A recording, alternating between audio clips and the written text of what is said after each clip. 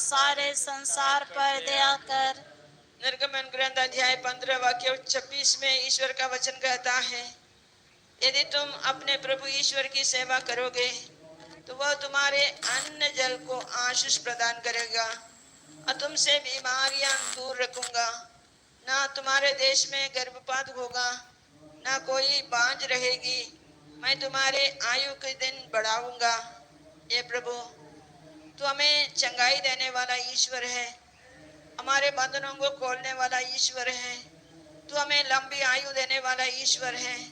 हम इस समय अपने रोगों को तुझे समर्पित करते हैं। हमारे हर परेशानियों को, छोटे बड़े सभी दुखों को तुझे समर्पित करते हुए, तुझसे आशीष मांगते हुए प्रार्थना करते हैं। सर्वशक्तिमान पिता, हम अपने और सारे संसार के पापों के लिए पश्चाताप करते हुए तेरे परम प्रिय पुत्र हमारे प्रभु यीशु क्रिस्त के दिव्य शरीर और रक्त, आत्मा, ईश्वरता को तुझे चढ़ाते हैं।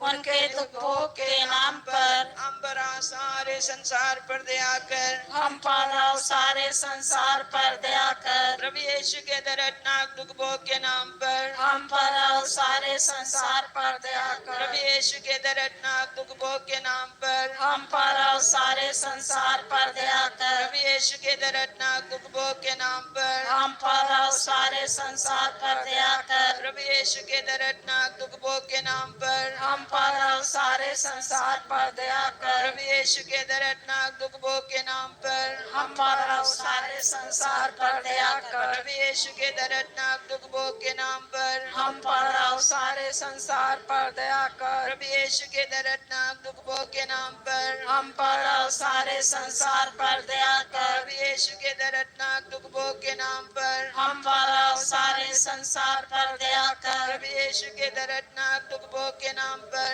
हम पर और सारे संसार पर दया कर। प्रभु यीशु के दर्दनाक दुख भोग के नाम पर हम पर और सारे संसार पर दया कर। हे ईश्वर, तू परम पवित्र है, सर्वशक्तिमान और अमर है। हम पर और सारे संसार पर दया कर। हे ईश्वर, तू परम पवित्र